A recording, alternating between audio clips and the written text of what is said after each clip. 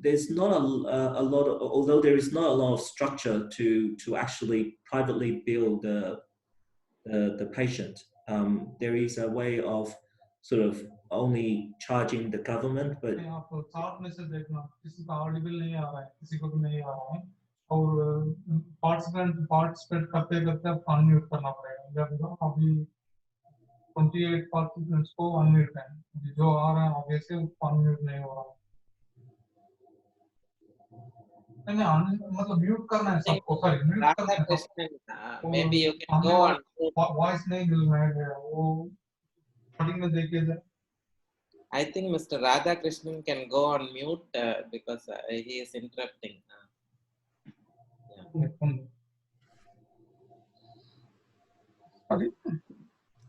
So maybe we will wait for another 3 minutes and then we can start at 5.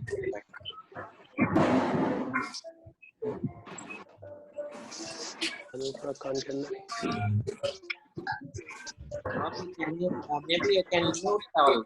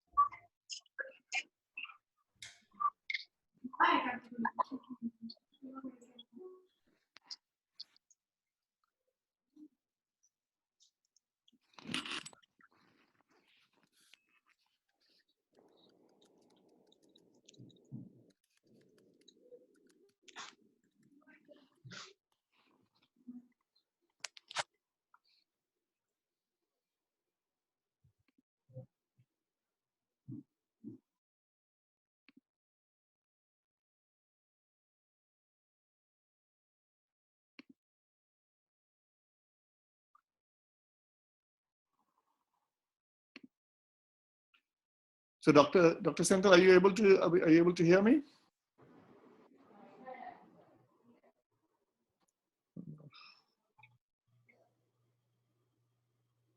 One second, guys. Sorry.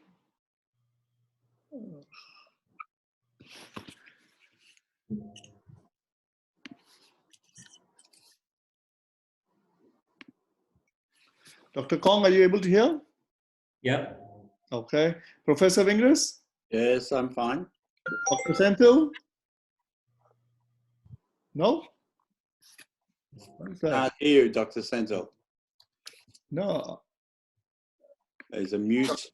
That's it, Doctor. Yeah. No, okay. Dr. Yeah, Senthil, fine. Radhakrishnan?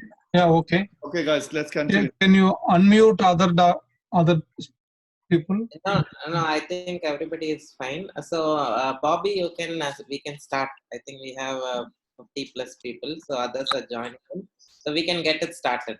Okay. Good afternoon, ladies and gentlemen. Thank you very much for taking the time to attend this webinar. We understand your time is precious, and there's obviously a lot of things happening in India. My name is Balbir, so you will see it as Bobby Bassi. I'm based in Melbourne, and we have Professor Algis Vingras from the University of Melbourne, and we have Dr. George Kong, a leading ophthalmologist, glaucoma specialist, also based in Melbourne. In addition, and first I'd like to thank Dr. Senthil for helping us get all the doctors together. It is going to be a very interesting and a very relevant talk that you're going to hear today, and as the topic suggests, a paradigm shift in visual field testing post COVID-19. It is quite coincidental, the work that has been happening in Melbourne by Professor and Dr. George. It is actually even more relevant now, and so we thought it would be very opportune to take the time to share with you the background as to how we got to this point of enabling technology. And yes, so thank you very much. I'm going to hand over to Dr. Senthil to welcome and introduce both Professor and Dr. Kong. Dr. Senthil. Yeah, thank you, Bobby. I think this is a very interesting session. In India, actually, right now we have something called as a webinar Romania, because there are 20, 25 webinars happening every day. So doctors are all, I see a lot of ophthalmologists very busy attending webinars than treating patients now. So whoever is going to attend this webinar are a very focused set of people who are keen on visual field testing and exploring new technologies. So basically, as I said initially, this is something very interesting for India. So whatever Professor Algaris and Dr. George have got this technology, I think more relevant to countries like India and Africa and other places, because two issues. One thing is we have this huge population, and second thing is the access of the population to visual field testing is very less. So we have around 22,000 ophthalmologists in India, and maybe only a very small percentage of them have access to field machines. So if you are really to reach out to all the patients who have these glaucoma and who needs visual field testing, we need to have these innovative technologies coming in. Otherwise, it's highly impossible to reach out to this entire population. And we have still a very high incidence of glaucoma. Another thing is we don't have too much awareness among the patients. So patients are not aware about the glaucoma. So only these kind of screening methodologies definitely are going to help a lot. So we are thinking that either it should be done in an ophthalmologist clinic or in the patient homes, or even in an optician outlet, or wherever a patient goes, these kind of testing should be available. It's just initial, at least as a screening modality. So very happy, and I should first thank Dr. George and Dr. Algus for investing so many years of this life and of their life in bringing out these technologies. And I think now it's the reason for ophthalmologists like us to reach it out to the entire population. So that's because the technologies will be more effective when a lot of people start using it. Let's say if every day there are 10,000 people who are using these tests, I think that is when the innovation really gains its value. So that's how I think we have to look at this, and we are very interested in India to learn more about this technology. And a little bit introduction, Professor Algus and Dr. George Kong, both of them are co-inventors of this visual field testing. It's called MRF, Melbourne Rapid Field Testing. And Professor Algus has more than 25 years experience, and Dr. George Kong more keen on glaucoma practice. He has been trained in Cambridge and a lot of projects with him. I don't want to interrupt between you and Dr. George and Professor Algus. I want to them, because everybody is here to hear from both of you about this technology, and hopefully let us take it forward and more people start using it in India. I hand it over to Dr. George and Professor Algus. And if just before I complete, if there are questions, please type those questions in the chat box. So we will be taking it in two sets, one during the middle of the program and one towards the end of the program. And we will also provide opportunity for the listeners to ask the questions towards the end of the program. You can raise your hand and we can allow you to ask the questions towards the end of the program. Thank you, thank you, Dr. Senthil. Just very quickly in terms of the program.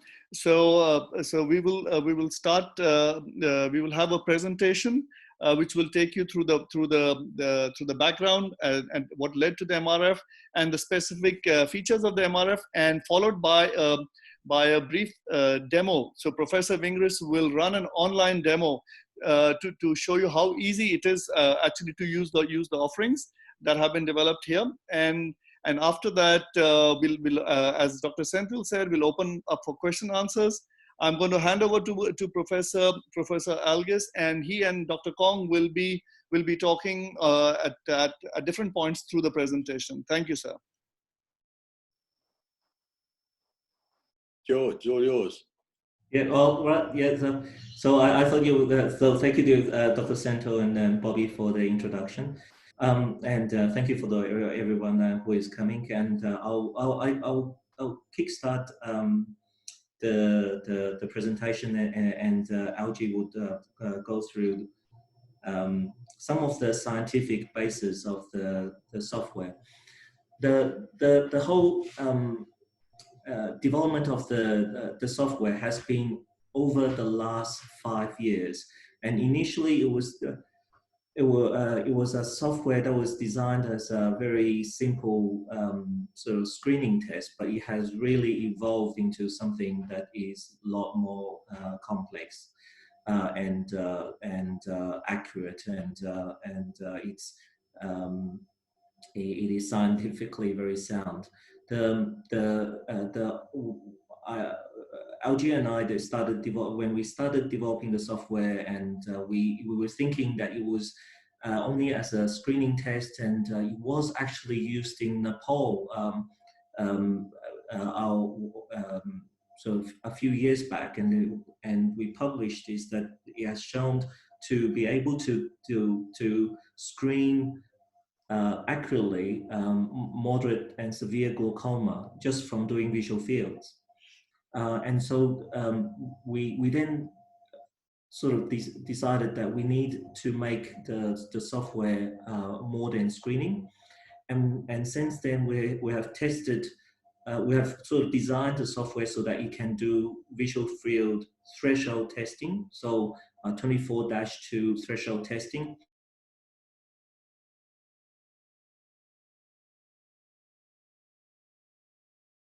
Clinical practice in using patients from the University of Melbourne and from the Eye and Ear Hospital in Melbourne.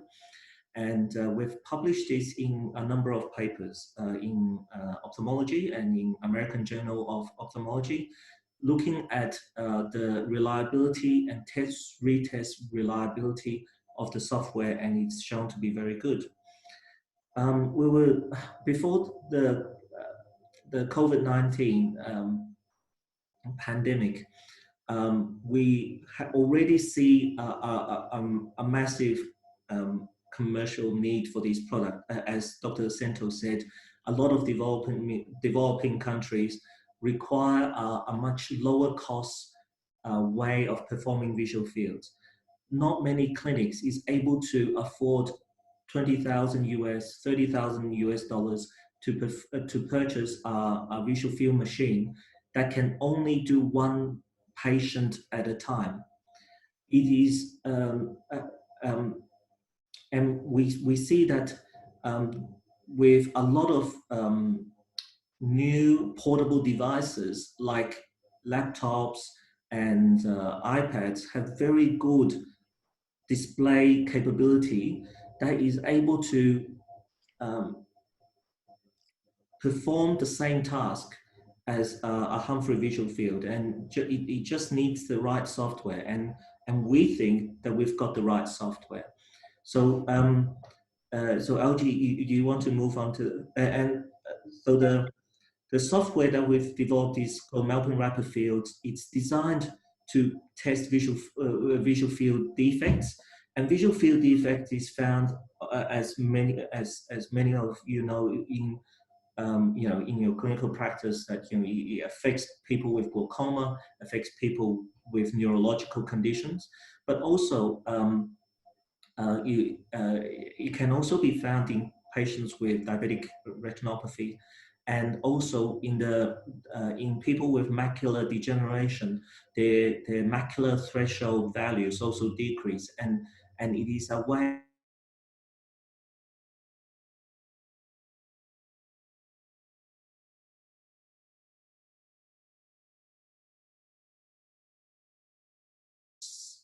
objective than a simple amsler grid. We've presented our data in a number of international conferences. The software, it has been in use in Australia for some time, and we have about 50 optometry clinics around Australia that is using the software at the moment.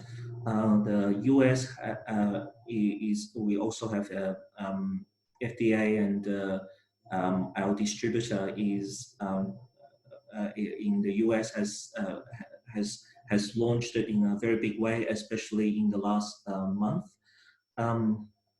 And of course, AppView in India.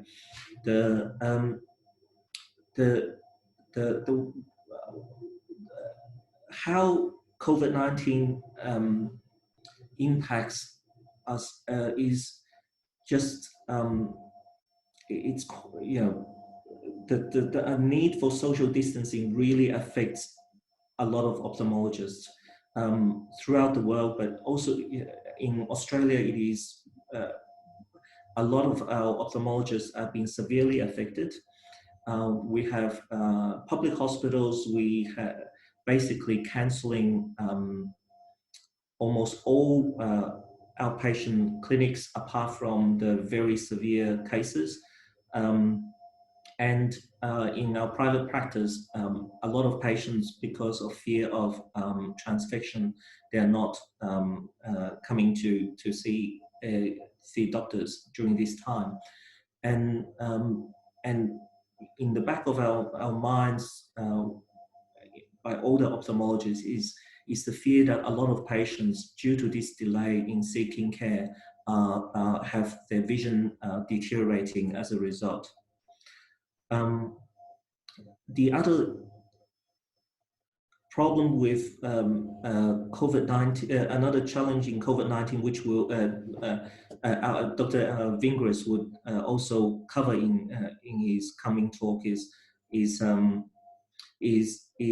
the risk of the conventional visual field machine having a higher transfection risk, because in order to sterilize the visual field machine in between patients, to sterilize the visual field bowl, it takes 10 minutes, and it is almost not, or in fact, 10 to 15 minutes. So it is almost not very feasible to do so. So LG, do you want to then first of all just run through the slides? Yeah. Okay, thanks, George. George has basically given the background to the COVID problem, which is really something that's affecting us in Australia as much as it is, I believe, you people in India as well. And this story started before COVID came along, and in fact, I think COVID has just made our product that much more important. And that's why we're talking to you today. George and I implemented this technology to make it cheaper and easier for access to visual fields. So I'll talk about technology, and then possibly towards the end, we'll talk about how we've translated it to an online version, and maybe George can show you how to use that. Okay, so the challenge is we have as George has alluded to, we have a very expensive piece of equipment that is not portable. You can't carry this around. It can't be used across multiple clinics. And the cross-infection risk by aerosols is also present. And so you need to guard against that, and it becomes very difficult to disinfect the machine. The solution we chose was to use iPad tablet technology, because at the time when we started this about 4 or 5 years ago, it was definitely the best technology. George and I considered goggles and we dismissed them. They were good, but they're not as good and haven't got the resolution that iPads have. And it's only in the last couple of years that Android have actually produced technology that can equal the Apple, and we started with the iPad and we've stuck to it. But we'll also talk about what we've done in terms of making the technology go online as well. The test is very simple. You can use it where the patient simply looks at a fixation target and presses on the response box as shown here on the finger, or the patient can also tap on the space bar if you have a keyboard. We prefer the space bar option. We find it a lot more comfortable for patients than tapping on the screen. And the way we do the entire visual field is by moving fixation. If you have a large screen tablet, you move fixation once. If you have a small screen tablet, you move to the 4 corners of the tablet, and in each corner you can do quite a sizable amount of visual field testing. In fact, this type of procedure will get you about 30 degrees left and right and about 24 degrees up and down. So a pattern like a 24-2 is quite easy to do with this type of testing. To make it easier for patients, we've also had language voiceovers where the computer talks to the person and tells them and directs them through the test. This has just been translated into Hindi with some of our people in India helping us get the language correct. And so many of your customers in India will be able to use this test. The test itself is cleared through the Therapeutics Goods Administration Australia and also from the CDSCO in India, so that they are, you can have all the confidence that you can use this device in your practices and with your patients. Our partnership, by the way, I wanted to mention was with the university and with the Eye Hospital, although George has already mentioned that. So the key features are the iPad is portable. It's clinically validated. There are now about 3 or 4 studies, clinical trials that show it has very strong correlation with the Humphrey Field Analyzer. It tests reliability indices, false positive, false negatives, and fixation loss. It does the fixation loss by monitoring the blind spot. It has a progression analysis where it can tell if a person's getting worse, either by trend or event analysis. It has multi-language user interfaces. Hindi is one of them. It also has Cantonese, Mandarin, and Spanish as well. But there are about 14 languages, I believe. It has screening support where it shows normative data in terms of a fail, a borderline, or a normal response. And it can save the data on the cloud, and you can monitor a patient's changes or progression with time. It can do full thresholds. We use a Bayes predictive method, which makes it quite fast. And so when George and I went to develop this test, what we looked at was the last 30 years of perimetry, and we thought, what are the most innovative ways that we could use to test the visual field? And our Bayes method is similar to CETA. I'm sure many of you have heard of CETA, which is the Humphrey method, but it's a little bit faster and it's a little more efficient than CETA is in Humphrey. As a consequence of our work, we were awarded a recognition for the newest and most innovative research in ARVO in 2016. We also got another recognition, I think, a year later, where people are quite impressed by what we do. And so we're trying to bring to you a method that you can use for diagnosing patients who at the moment haven't been diagnosed or are difficult to manage. In other words, they may be a long way away from your practice, and we'll talk about how you can achieve that towards the end of this presentation. This is a little cartoon just to show you how it works. This is the iPad with the fixation target, and when the test starts, spots occur. That's very fast. The fixation target moves into the corner, and then the other corner. This is sped up so you can get an idea of how it works. And by going into the 4 corners, it tests the entire visual field of the patient. Notice the patient needs to wear the reading glasses. They can either be single vision, bifocal, or multifocal. It doesn't really matter. We've designed the test to be robust to blur, and it should not be affected by a bifocal or multifocal component. When you finish the test, we give the results in a format that should be familiar with ophthalmologists. So these numbers are all decibels, and our expected is about 30. I didn't mention that we scale the size of the spot, which makes it a fixed number across the visual field. Notice it took just under 3 minutes. This patient was reliable, and there's a green code here saying this is a normal visual field. Colleagues of ours, unfortunately, I apologize here. This is from Macquarie University, from Dr. Stuart Graham's laboratory, and they tested patients with early, moderate, and advanced glaucoma. And you can see the grayscale here for the advanced looks very similar to what the tablet found. The moderate one looks very similar, a biarcuate defect. And here is the early case. And again, it's also very similar both on the MRF and on the Humphrey CETA. This slide simply shows the way we analyze progression. There are 2 ways. One is an event analysis, which is done here, looking at each spot individually. And there's a trend analysis looking at the overall average for the patient. The gray area is the baseline. You can see the patient was pretty stable. And for about the next 9 months, this is about 9 months of testing, the patient has remained stable. And so this is the very first test, the baseline the patient gave. This is today's date, the yellow dot. And over here is the future projection. We're projecting that that patient will remain quite normal in 3 years' time.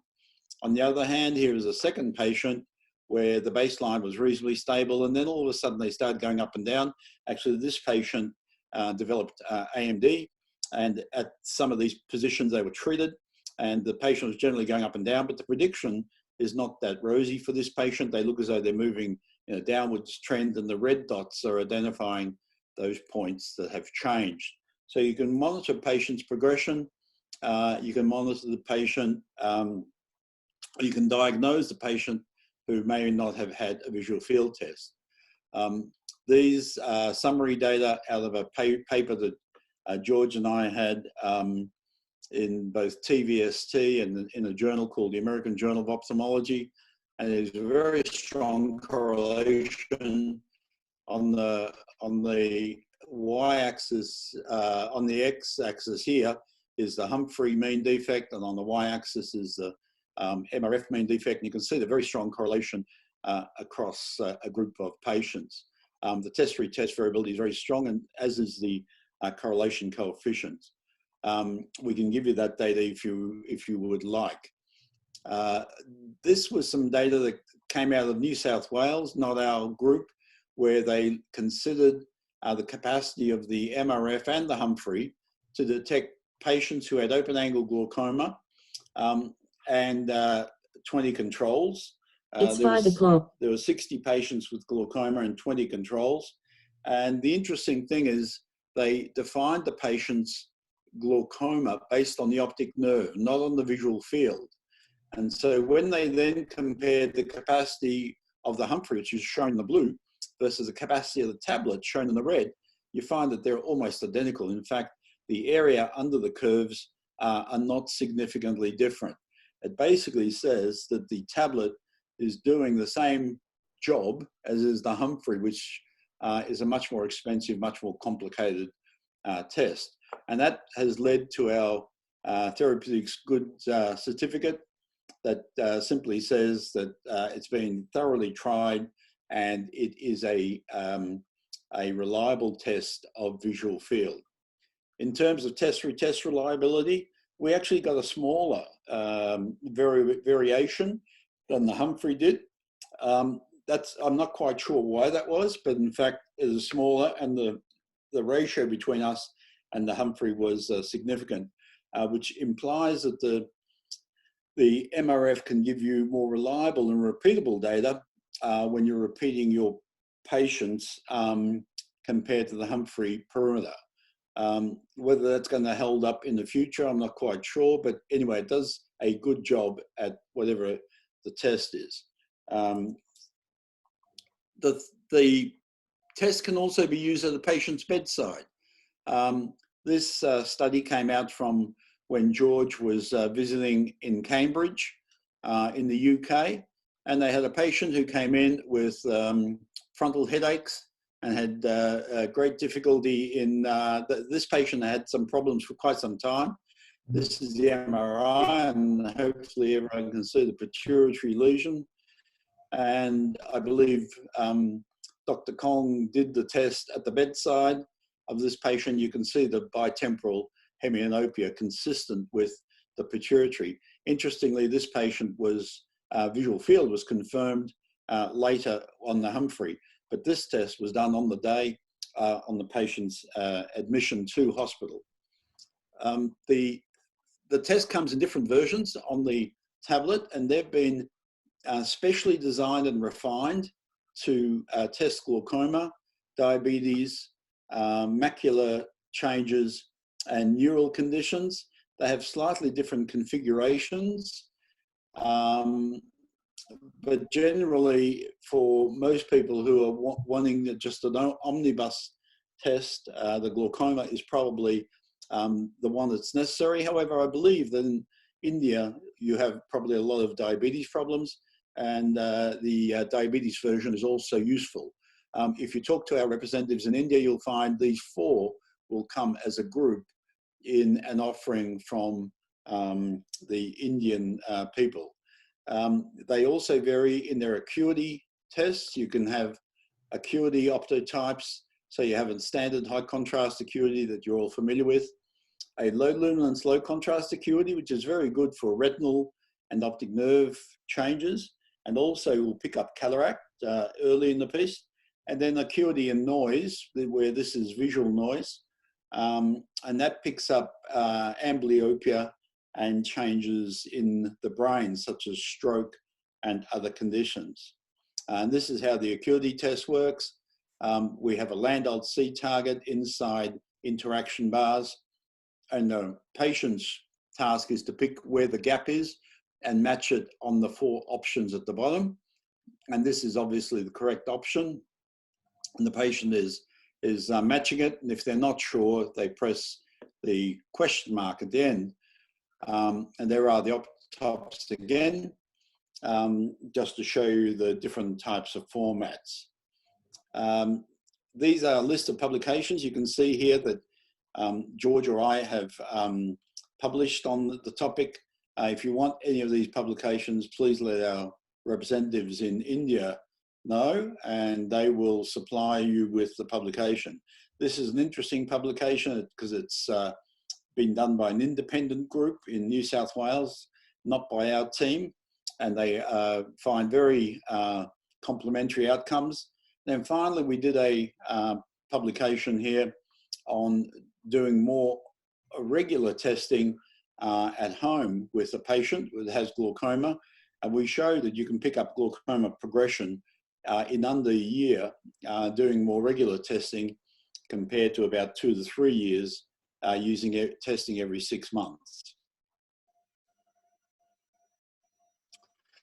So how would that fit into a practice, for example, that you might have a Humphrey or an First of all, I think it allows for multiple visual field testing. That second point is very important. It allows you to be running multiple visual field tests all at once. It also allows, which is something some Indian hospitals have discussed with George and myself the screening of OPD patients. So in other words, as patients are waiting in the waiting room, they can be screened, and the doctor can then get this information and assess that information at the patient when they see the patient. It's a cost-effective and pretty cheap way of doing it, and particularly monitoring patient reviews. And it allows ongoing monitoring of patients who already have an existing condition such as glaucoma, diabetes, AMD, or a neural condition, particularly in the COVID-19 era. And that's something that I think George will take you through a little bit later, because so far I've been talking about the iPad application, which has been released for a couple of years. But since COVID-19 came along, we have translated that application to the web, and it's now available online, and you can use it on anybody's PC at home, and you don't need a tablet. And I'll let George talk about that in a minute. Let's just talk about the diabetes offering. I'm sure you're familiar with the fact that diabetes is a terrible condition that can affect sight. The National Urban Diabetes Study in your own country found that 24% of all urban people in India from 6 large cities had diabetes. That's a staggeringly large number. It's almost bordering on an epidemic. And it's known that if you have diabetes for about 15 years, and you have, it can happen even quicker, poor sugar control, you will definitely end up with some form of retinal damage. 95% of those with type 1 diabetes and 75% of those with type 2 diabetes will develop some form of retinal problems. And so given that diabetes can manifest in relatively young people, and given that it'll lead to sight loss in 15 years, then it could have a profound impact on the quality of life and the productivity of many middle-aged people in India.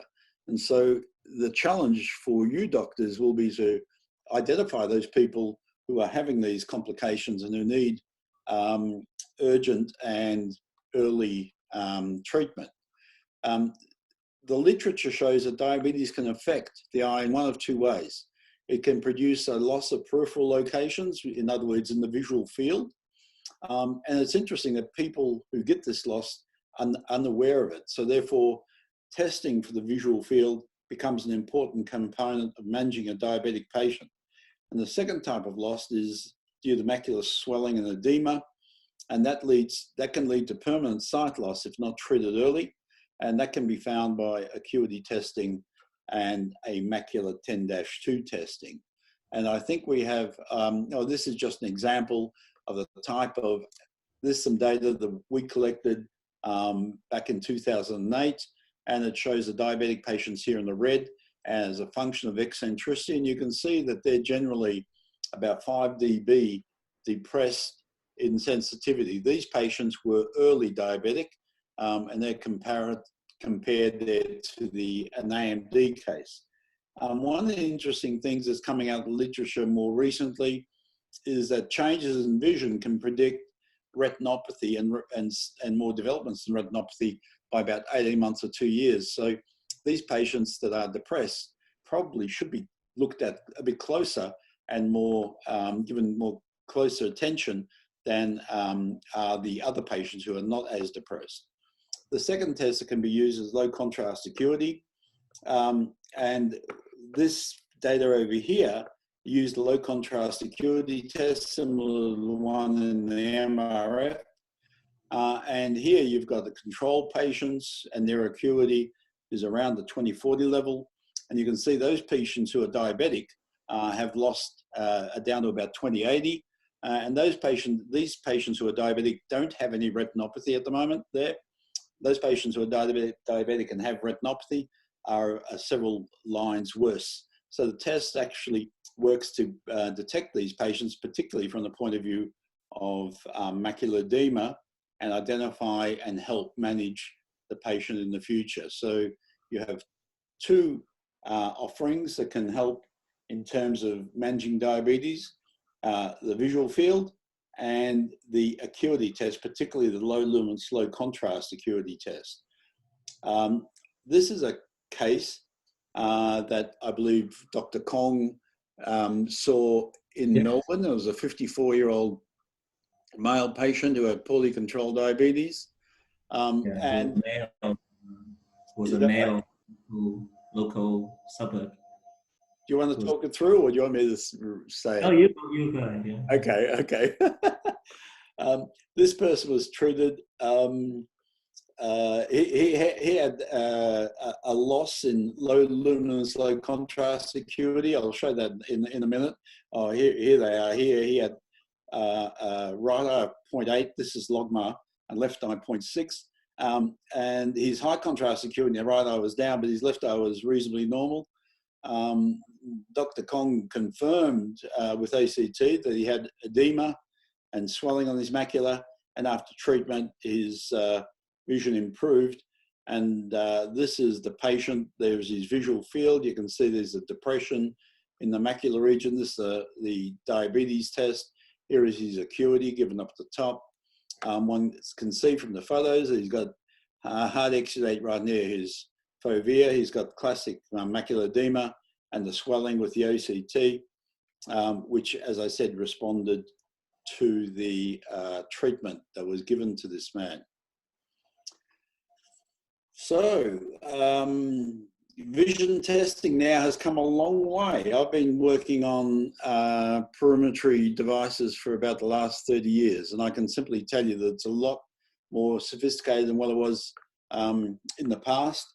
It can detect early cases of vision loss, and it can give some predictive capacity to those who are more likely to develop severe and debilitating sight loss.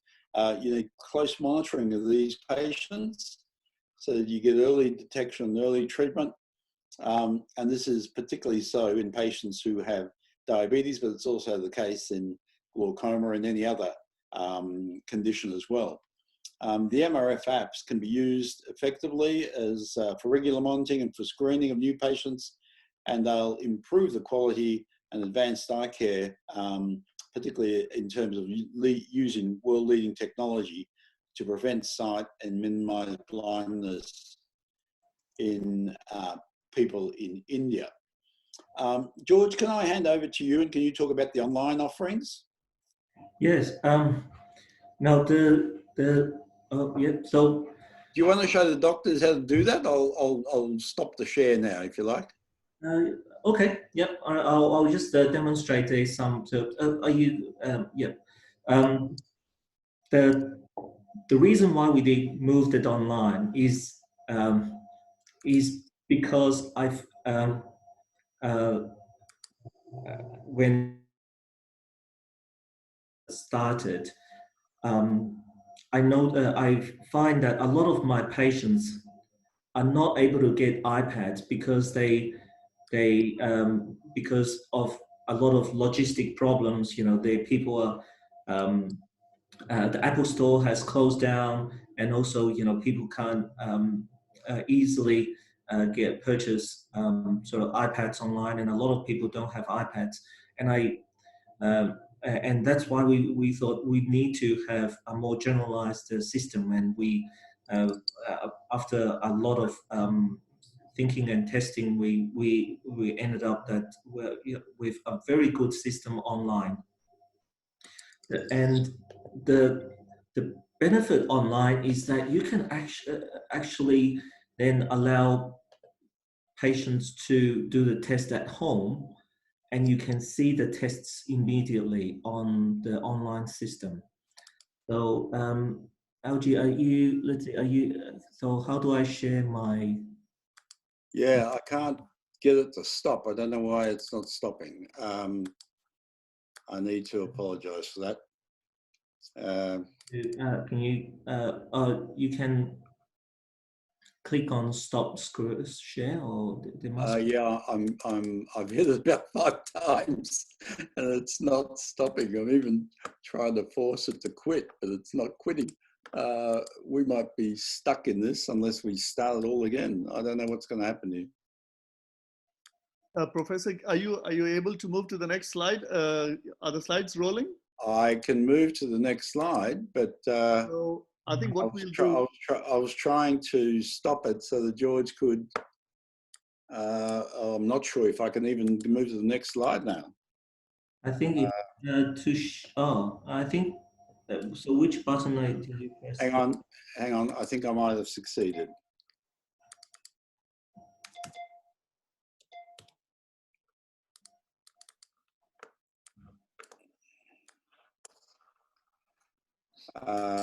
No, I seem to be stuck in this. My computer is not. There we go. There we go. Sorry, gents. I do apologise. All yours, George. So I think Dr. Tong, you should be able to share your screen now. Okay. Yes. There you go. Yeah, all good. Okay. So yeah. So okay. So I'm very proud to show you these. This is the website for accessing the web-based version of the MRF. So you don't need an iPad at all. This web-based software would run on a computer screen, laptop, Android device, so forth.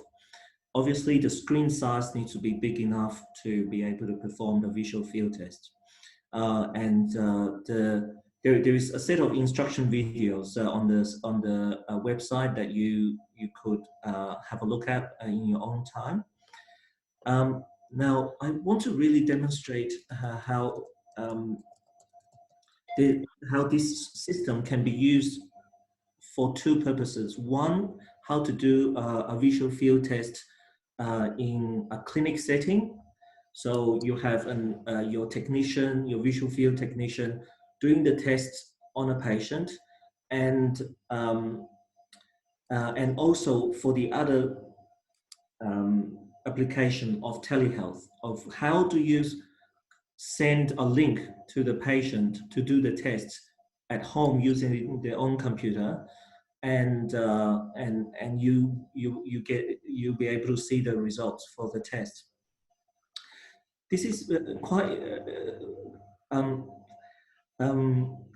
So I'll just demonstrate this. So when you log on, it will show you a list of the patients in your patient list, and you can create multiple patients. You can add a single patient. And the only things that the software needs is the patient name, an ID for the patient, and the year of birth.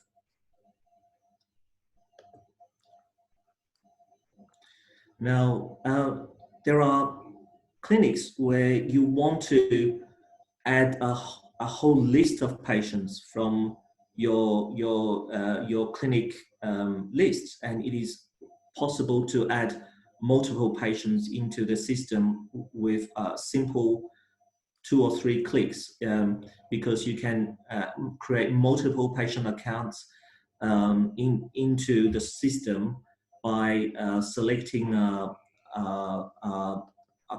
Excel file. So an Excel file of your clinic patients, and it can be imported into here in seconds. Now, once the patient is created, it's as simple as starting the test. You can see here, so you click on the start test. Now, when you start the test, the main, so you can see here, the system is separated into multiple steps, and basically there are different modules, different vision testing modules. And some of these Professor Vingras has already covered. The most important step is a calibration step, because different computer screens have different sizes. Of course, we need to make sure the test is displayed in the correct size.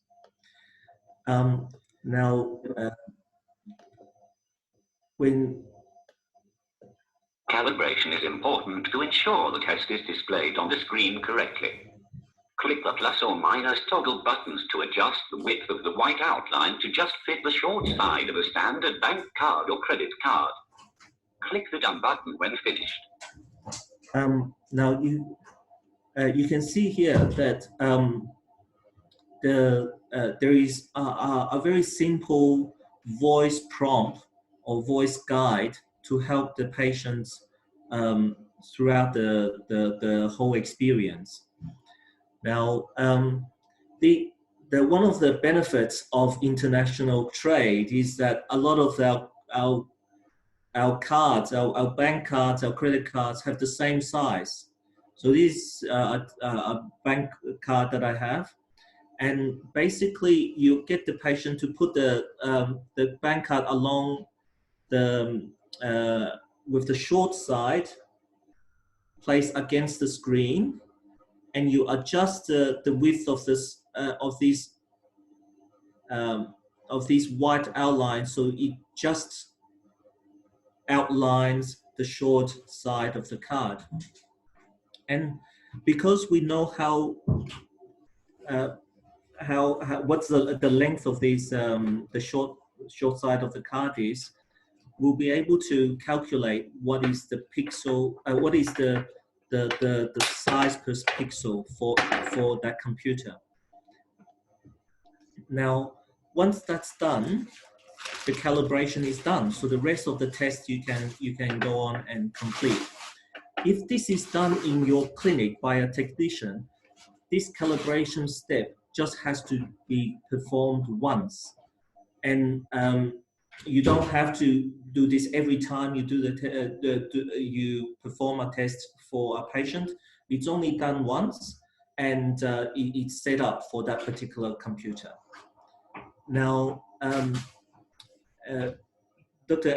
Professor Algie touched on our visual acuity.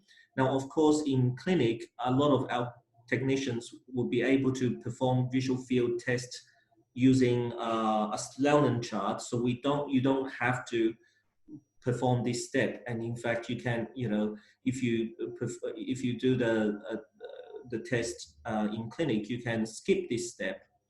But the visual acuity test is quite useful for your patients when they do the test at home, because you want to know what their visual acuity is. So you want them to actually complete this step.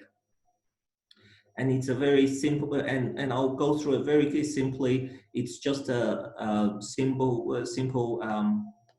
Landolt C tumbling This is a test of your visual acuity. Please wear your spectacles for near vision if you need them. Close or cover the eye not being tested. Press one of the 4 shapes on the bottom of the screen that matches the one in the center of the screen. If you are unsure, press the question mark on the bottom left-hand side of the screen. So the patient would just follow the voice prompt and complete a visual acuity test for you. Now, with visual field, now you can see here there is a very simple cartoon on here. Now, some of you ask, how do you know what is the correct distance the patient should be in front of the screen? And because we want this software to be used by patients at home, we want something that patients can actually find at home. So we think that a piece of A4 page paper, or in the US, a US letter type paper, is very universal. And so and the distance, if they place a paper on one edge onto the screen and the other edge onto the tip of their nose, it will give them the right viewing distance. And this would give you a guide to do the test with the correct distance. And once the patient is in the correct distance and they're wearing near vision spectacles, then you can start the test. Hello, welcome to MRF Visual Field Application. I won't run through the entire test, but basically it is a static perimetry with the patient fixating in a central red dot, and as Professor mentioned, it moves to the four corners to get to the 30 degrees eccentricity. Now, once the patient has done the relevant tests, they just save the test by clicking the final step, save episode, and it will save the test. Now, what are some of the examples that I can demonstrate for you? Now,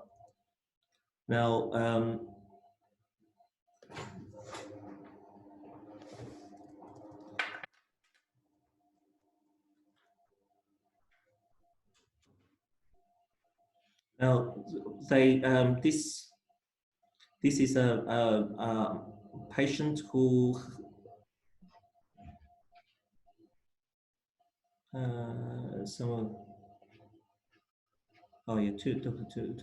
This is a patient who has a uniocular advanced glaucoma, and this is the test results that she did. She did both eyes separately, but you can do both eyes at the same time. This is the visual field test for her left eye. You can see the outputs on her left glaucoma. She had uveitic glaucoma. She's quite young. She's only 42 years old. The test was completed within 4 minutes, and you can see that it displays a Humphrey-like output with this is the visual field sensitivity, and the grayscale that will give you a very quick sense of what the visual field is present. And there is total deviation and pattern deviation. Now, some of these, also you can see that there is a mean deviation calculation of -24.69. That's her mean deviation for this eye. It's pretty advanced. She's also done a test of a slightly better eye. She has glaucoma in that eye too, but milder, and she's got a paracentral scotoma, very small single point here. And again, indeed, for this test, she only took 3.5 minutes.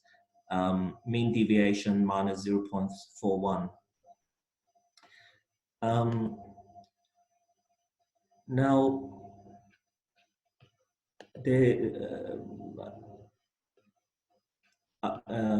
let's see.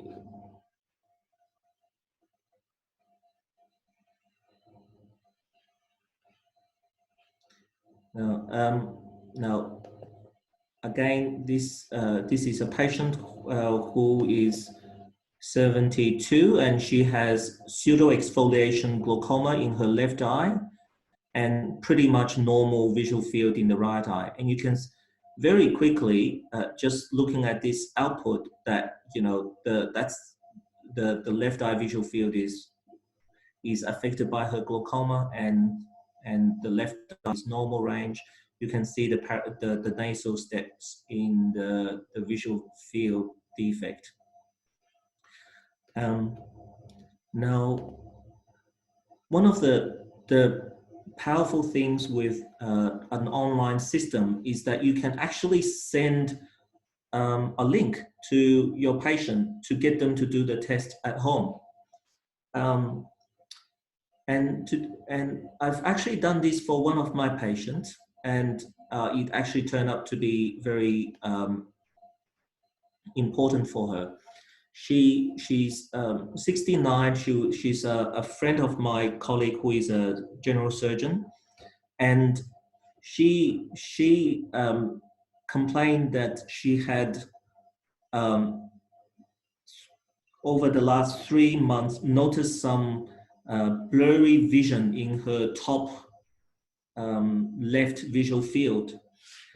And I was a bit concerned whether it is a neurological problem, whether she has suffered a stroke, or whether it is an ocular problem. And so I go, all right, look, I'll get you to do this test first, and then it will be very interesting to know what the result is. So here you can see there is a URL for this patient attached to this patient that you can copy and paste. It's called the telehealth URL, and you can copy this and then email this to your patient, and that's what I did. And all she needs to do is to use her computer at home and access that URL.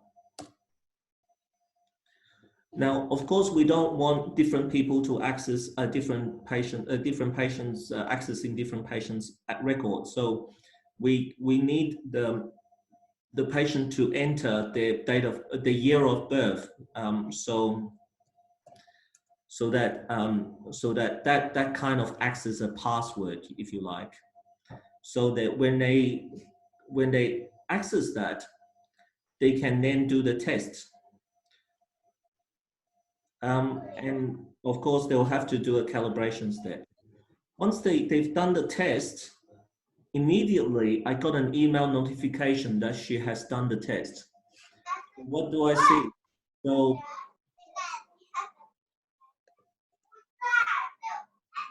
I looked onto her file, and I was able to see that she has a visual field that looks like this. So this is a visual field that was done at home. So without any technician next to her, she just followed the simple steps on the web page. Step 1, calibration. Visual acuity. Step 3, visual field. And then she saved the result.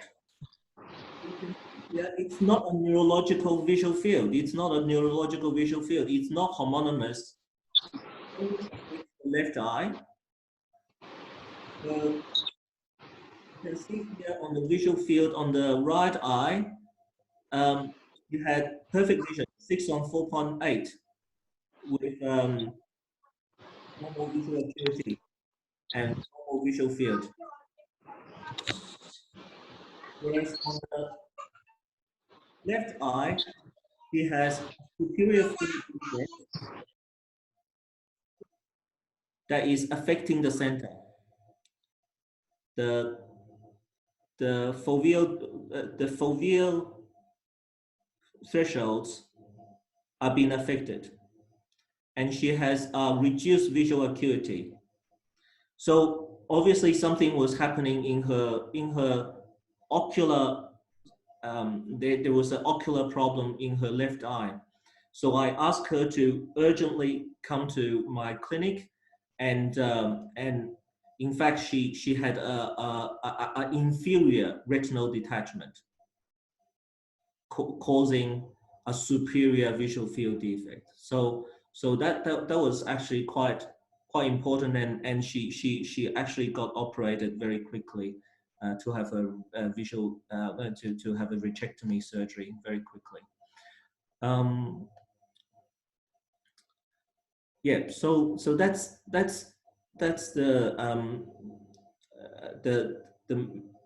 I think that hopefully that demonstrates some of the features of this online system, and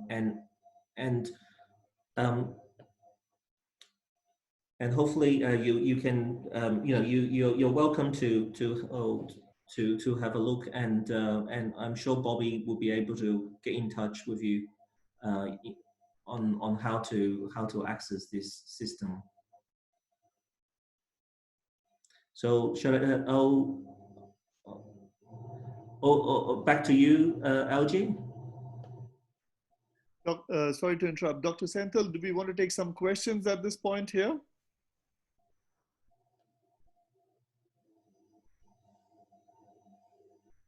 Dr. Senthil?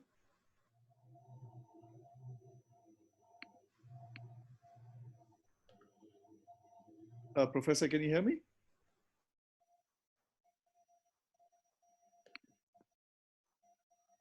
Professor, can you hear me? Yeah, I can. Can you hear me? Yep. Dr. Senthil? I'm just checking. So, Professor, if you want to continue, then there are a number of questions that have come on the chat. So you can if you can share your screen, and we can then very quickly finish off the presentation and have the demo. Should I also demonstrate the multilingual feature?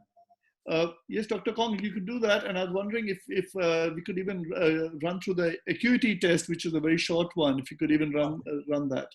Sure. Now, so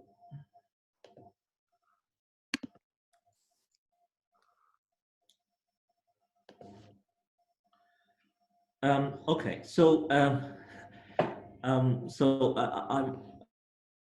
I hope that the Hindi translations are correct. Otherwise, this is a bit embarrassing. So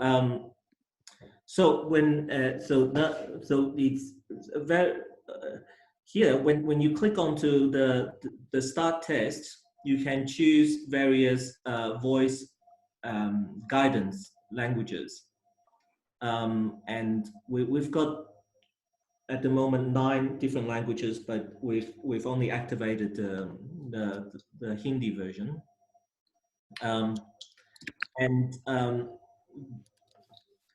basically then when you go into the test, it will then play. अब हम आपकी दाहिने आंख का परीक्षण करेंगे। कृपया अपनी बाईं आंख को बंद या कवर करें। कृपया अपने सामने आईपैड 33 सेंटीमीटर या 13 इंच रखें। पहला परीक्षण आपकी अंध स्थान का पता लगाएगा। हर बार जब आपको एक ग्रे डॉट दिखाई देता है तो स्क्रीन पर दोबारा प्रेस करें। शुरू करने के लिए स्क्रीन दबाएं। So you will then you will then perform the test using a voice guidance that is native to the user. Now the other thing that you mentioned is yes, the visual acuity. So for example, left eye. This is a test of your visual acuity. Please wear your spectacles for near vision if you need them. Close or cover the eye not being tested. Press one of the 4 shapes on the bottom of the screen that matches the one in the center of the screen. If you are unsure, press the question mark on the bottom left-hand side of the screen. Good. Good. Good. So if I make a mistake, you go. Try again. Try again. Good. Good. Good. Good. Good.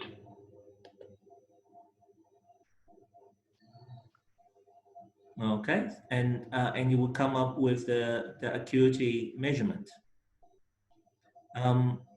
Yeah, so very simple. And as I say, you know, if you're doing the test in the clinical setting, a lot of your technician would have would have performed the visual acuity test already. But so I think your Professor Vingras has already highlighted, you know, has mentioned about the scalability or the ability to use this on perform visual field testing on multiple patients. This technology means that you are not limited by the machine you have. It is only limited by how many computers you have, and depends on, you know, and you can turn a PC into a visual field machine, and if you have a visual field room, potentially you could run 5, 6, 7, 8 visual fields at the same time, you'll be able to process the number of visual fields much quicker and get your patients doing visual fields quicker and not waiting in the waiting room as long. You know, with the problem with social distancing now, you know, with you know, in my own private clinic, I really don't want a lot of patients waiting in the waiting room for any long period of time. And so I've instead of doing Humphrey visual field, I now have 3 visual field tests running MRF, and I'm able to get all my patients doing visual field very quickly, and they're not waiting for this sort of rate limiting step. And so they can be seen very quickly by the doctor with a very accurate information of the visual field, and the doctor can then make a very accurate decision for patient. So okay, so I'll just exit this full screen, and I'll just. I think, Bobby, there are a lot of questions, so maybe we can start off with Dr. Amit Porwal. If you can unmute Dr. Amit. Yes, I'm going to do that right away.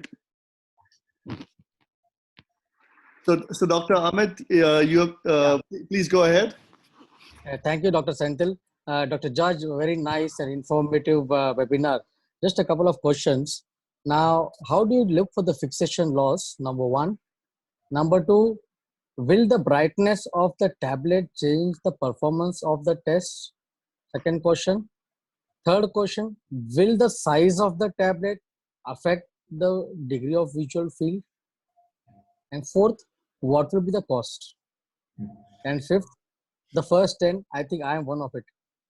So in terms of the cost, you have to talk to, or you may have to refer to Dr. Senthil and Dr. Bobby for that. Now, Professor in his presentation has alluded to that there is a blind spot monitoring for the test. So during the visual field test,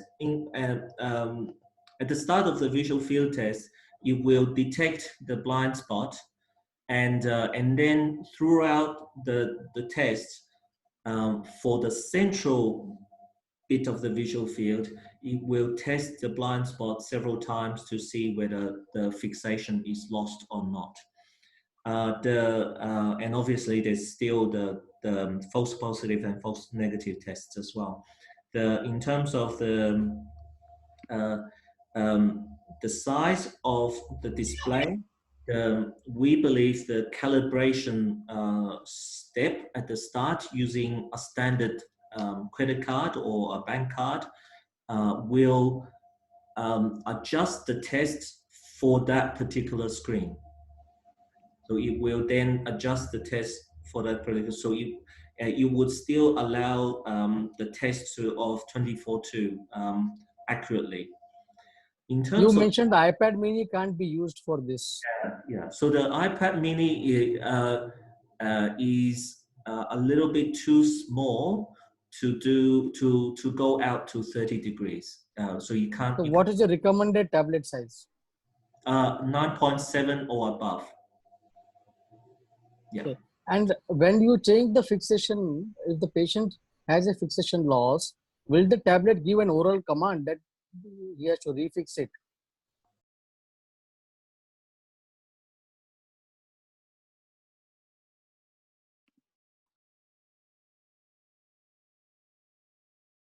Play a error message. Well, it would recommendation. Well, you play a voice to tell the patient to refixate to make sure. That time the test will be paused. It paused a very short time, very short. Yeah. Now the other thing is brightness, and maybe I'll get Professor Vingras to talk about how we get around the brightness aspect, because we've done something very unique. At the start of the visual field test, there is something that is very unique that we do, which will try and allow the brightness to be normalized across different computer screens. Alj, do you want to? Yeah, thanks, George. Look, what the actual tablet has been calibrated. George and I have calibrated the tablets very precisely, and that's part of the reason we chose Apple, because they are very repeatable. I don't know if you remember, Stephen Jobs declared that the Apples had a retina screen, and the retina screen means what? It means that it's within the capacity of your eye. And that was a very clever thing that Jobs did. None of the other tablets had that until the last couple of years. So the tablet is very precisely calibrated, and the tablet controls all the brightnesses necessary for patient testing. The PC calibration is a little more complicated, and what we do there is we use the human eye as an indicator of acceptability of performance. So at the start, we have a software that tests at 2 levels of change, brightness change. We test at basically the smallest level possible on your PC, and one about 2 or 3 steps up, and we're expecting a consistent performance. And if you're not doing that, then in fact your PC shouldn't be used for this purpose. So that's the only proviso and the problem you can run into. Your PC has to be set up to maximum, and if you're doing it, and if you calibrate that brightness using your own eye, you find that it works very well. Can I suggest something? Let me show you some data. George and I have done, can I screen share, George? Dr. Algis, can you elaborate about the iPad? How does the brightness auto adjust by itself? I have not understood this. Oh yes, so the iPad, if it's done on an iPad, it is much easier, because the iPad, we can actually control the hardware using a computer code. So at the start of the test, it turns the brightness immediately to the brightness that we want. Okay. We can control that. Now, if it's done on a PC, we don't have that hardware control, and so that's why we use a special logic to look at whether. So basically, so simply put, there are two levels of lights. One level is a level of light that we know the patient, the brightness is bright enough. The other level is a level that the patient is not supposed to see all the time. Now, and we want the brightness to be sort of right in between here, and so we display this stimulus to the patient in the macular region, where the retinal sensitivity is relatively preserved. And if they can't see this one, then it means the screen is too big. And what about the room light? Oh, the room light. Yeah, so the room light, we just have to ask them to suggest to the technician, or suggest to the patient to actually not have a bright room light, or have any sort of light shining on So the it screen. should be a dark room. Yeah, it's preferably dark room. Yeah. Okay, the last question, what is the cost of it in India? Yeah. I think maybe Bobby can answer that question. So, Dr. Ahmed, we Yeah. will come back to you on that. Or on a what we're going to be doing is we're going to be giving out free tests for you to use, and we will connect with you also in terms of how they're to be used and the pricing, which varies depending on hospital settings and individuals. So we will. I've made notes. We will connect with each of you on that. Okay, thank you, Bobby. Thank Dr. you, Vijay, Senthil. Dr. Vijay has a question. So can you unmute Dr. Vijay again? I've unmuted Dr. Ravi here. So can we start and then I'll unmute Okay. Dr. Ravi? Dr. Ravi, you can go ahead with your question.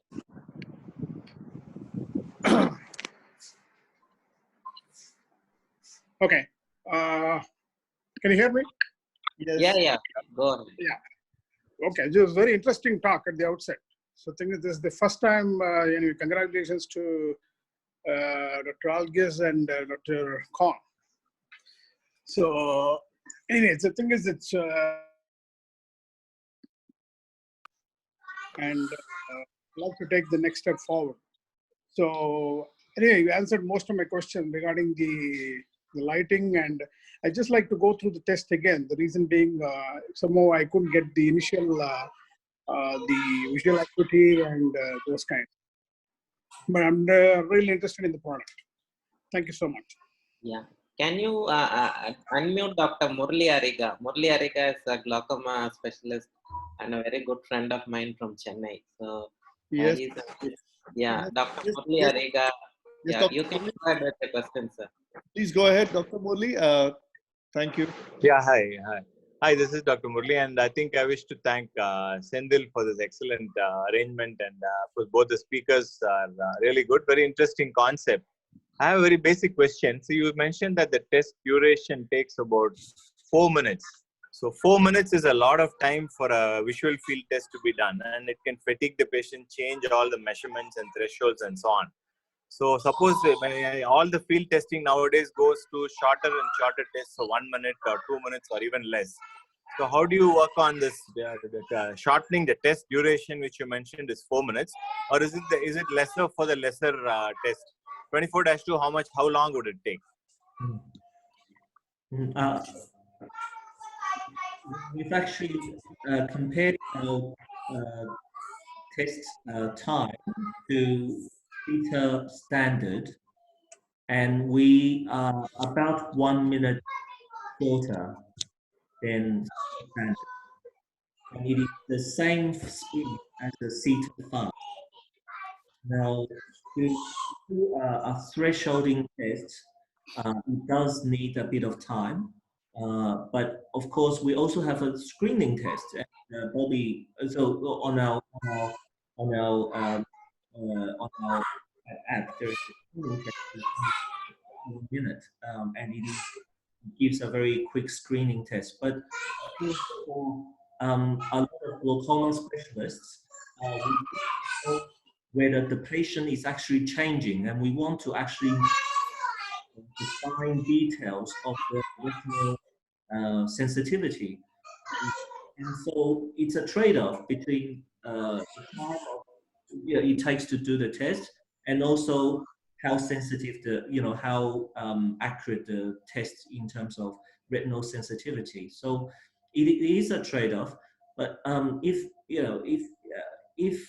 you are only interested to know whether a patient has or doesn't have visual field defects, then a screening test will be useful. And it only takes about a minute. Yeah, so for home monitoring or assessing progression of glaucoma, then thresholding test is required. The 4 minutes is so I've shown some of the tests that if they are, most patients actually, if they don't have a visual field defect, they can complete the test in 3 minutes.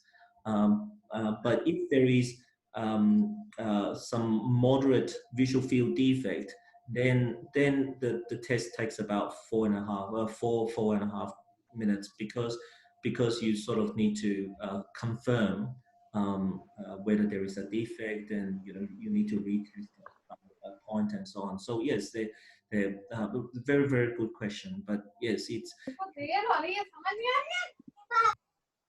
Can you, I think, can you unmute Dr. Murli? He wants to ask some more questions. Sure.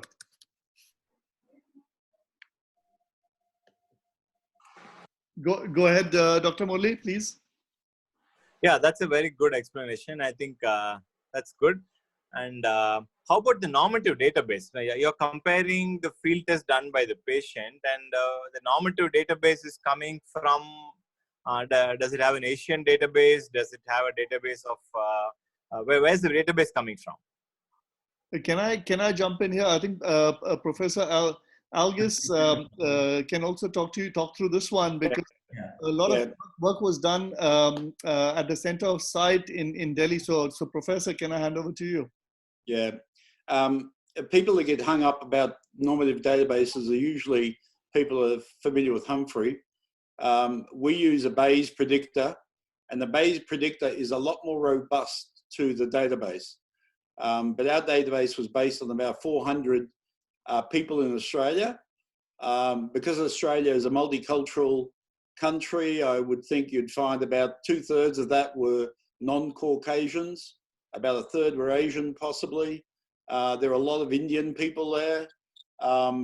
And since that time, since Jordan and I created that normative database, we have gone to Delhi in India, and we have shown that the Indian people fit that database very well. Dr. Vinny Gupta has worked on that. And then I think Bobby could tell you about Dr. Harsh Kumar, who also did some work and showed that the normative database does fit that group very well. Bobby, can I just share a screen for a minute? Dr. Sushita asked a question. So would you mind if I just share the screen for a minute and just show some data? Please, please. This is from Dr. Kong's clinic. The question was, how does it compare to the Humphrey? On the left is the MRF test. You can see it took about 4 minutes.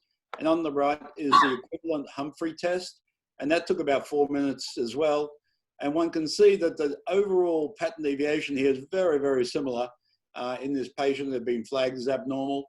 We're getting very strong correlations with the Humphrey, whether it's done online or whether it's done on the tablet.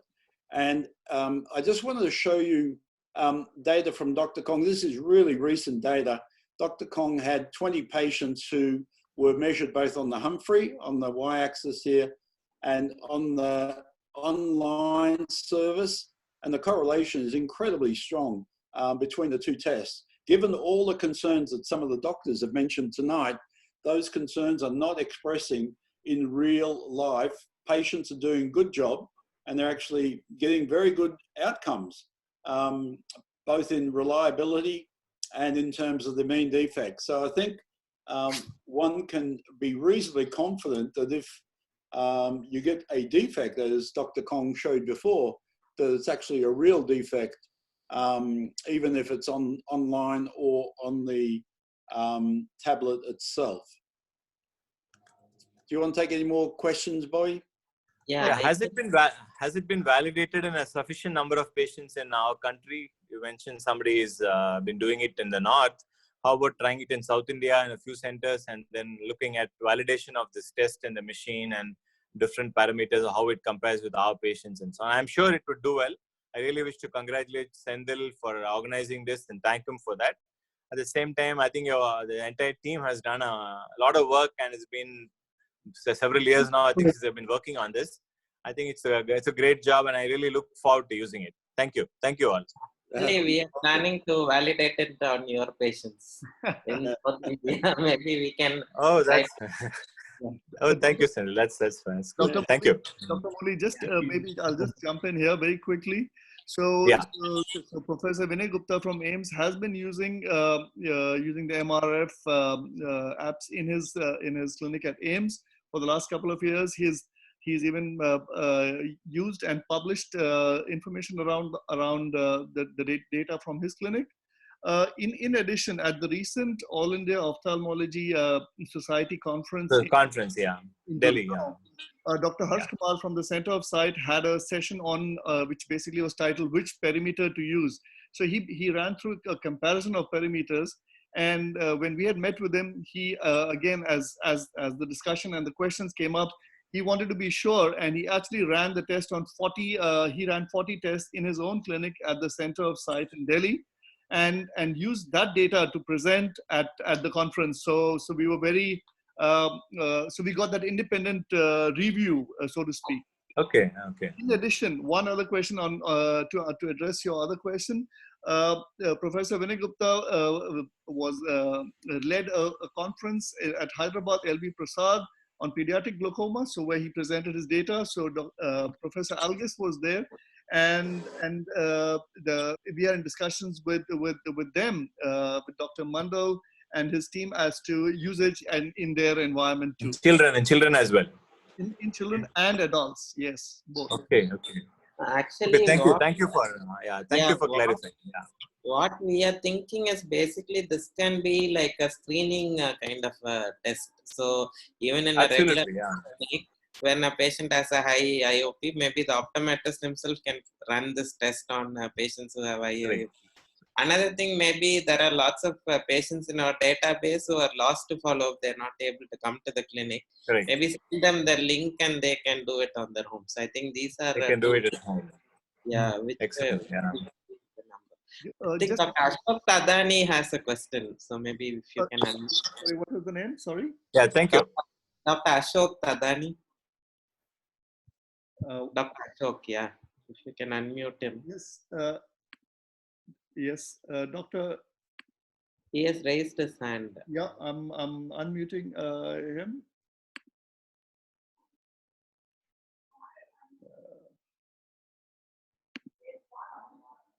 Dr. Tharani, are you able to? No, actually, I see him mute. Yeah, maybe now. Dr. Ashok, you can go ahead. Maybe it's still on a mute. He's still on a mute. Dr. Ashok, have you by chance muted from your side? Dr. Ashok? Okay, so maybe if can we read his question from the chat? I don't know. Maybe Dr. Vijay Gera is available. You can unmute him. So yes, he can. 1 second. Dr. Vijay Gera. Yes, Dr. Gera, please go ahead. Dr. Gera, please go ahead. Yes. Sir, I have a question that I am an optometrist. Can I do this test in my clinic also? And it can be done on a laptop? Okay, so yeah, I think it's still possible to do in an optometrist clinic also with the guidance of an ophthalmologist. It should not be a problem. Okay. And such cost for this app? So we will send you. Actually, we are. I think Bobby is giving 10. I will revert back to you on that, Vijayji. Thank you, sir. Anybody else has a question? I think Dr. Amit Porwal has one more question. He is asking for the screening time taken for the test. The timing, maybe. Dr. Senthil, it's not clear what you're saying. No, it's the same question. Yeah, I think we are done with most of the questions. So, yeah, we can conclude if there are not any more questions. Yeah, I'm just going through to see if there's anybody else who have any question. I'm not seeing any other.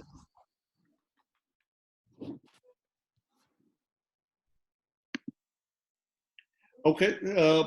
Well, I think Dr. Senthil, maybe we can you can, if you want to summarize, and we can take it from there. Any other questions? We will. In fact, can I ask Professor to just if you could slide share and the contact details of Pranav Healthcare and AppView. If you could please slide share because a number of people asked for contact details. If you could, Professor, do that, that would be great. Okay, this is the last slide that you have. That's right, the very last slide. Here it is here. There we are. So we could use this one for please to contact us, the Pranav Healthcare, and with the email address and the numbers. Okay. We do have email addresses, so we will send out the contact details in any case. Back to you. So yeah, so it was very interesting. I think we had around 85 doctors who participated in the session. Maybe most of them are really keen about starting this in their clinics. Thanks, Professor George and Professor Algis.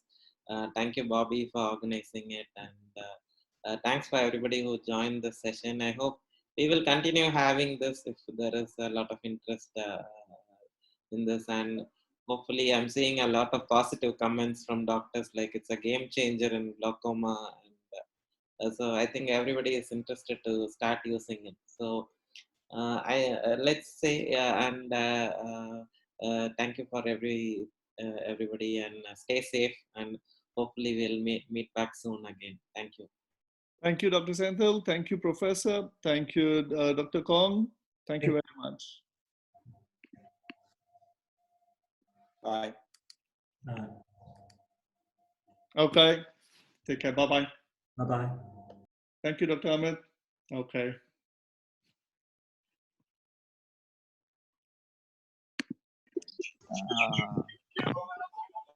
Yeah, thank you, Senthil. It was indeed a very good webinar. 10 ते 1 Thank you, sir. Very nice session.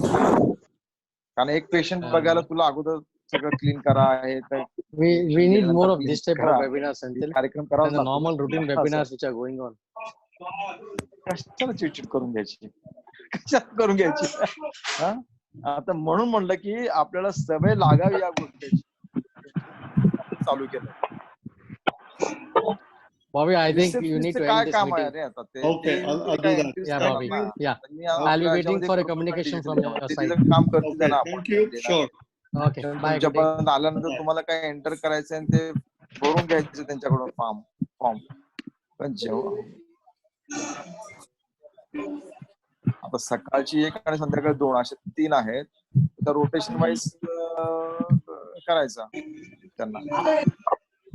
एप्रिलचा जो अजून बघूया latest त्यांनी काय